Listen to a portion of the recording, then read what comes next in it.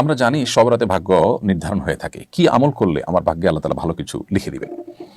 প্রিয় দর্শক, শবে বরাতে বা মধ্য শাবানের রাতে ভাগ্য নির্ধারণ করার কথাটি বিশুদ্ধ কোনো হাদিস দ্বারা প্রমাণিত নয়, বরং সূরা দুখান থেকে আমরা জানতে পারি আল্লাহ তাআলা লাইলাতুল কদরে মানুষের গুরুত্বপূর্ণ বিষয়গুলো ধার্য করে থাকেন। আল্লাহ বলেছেন ফিহা ইউফরাকু কুল্লু আমরিন হাকিম, যে রাতে কোরআন নাজিল হচ্ছে সে রাতেই গুরুত্বপূর্ণ সব বিষয়গুলো ধার্য হয়ে থাকে। বিধায় একজন মুসলমান তিনি লাইলাতুল কদরে তার নসিব ভালো কিছু যেন হয় সেজন্য তিনি সচেষ্ট থাকবেন। এর বাইরে শবে বরাত বা মধ্য শাবানের রাতে ভাগ্য নির্ধারণ হয়ে থাকে সারা বছরের, এই মর্মে হাদিস থাকলেও সেটি বিশুদ্ধ নয়।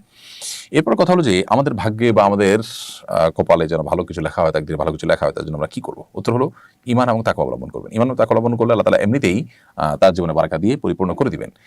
প্রত্যেকটা কাজ বিসমিল্লাহ বলে শুরু করলেন, সকালে কাজ শুরু করলেন, সকালে ঘুমিয়ে না থাকলেন, এগুলো জীবনে বরকত এনে দেয়। আপনার জীবনে কল্যাণ অনেককে বেশি আপনাদেরকে এনে দিবে ইনশাআল্লাহ তাআলা, আমাদেরকে এনে দিবে।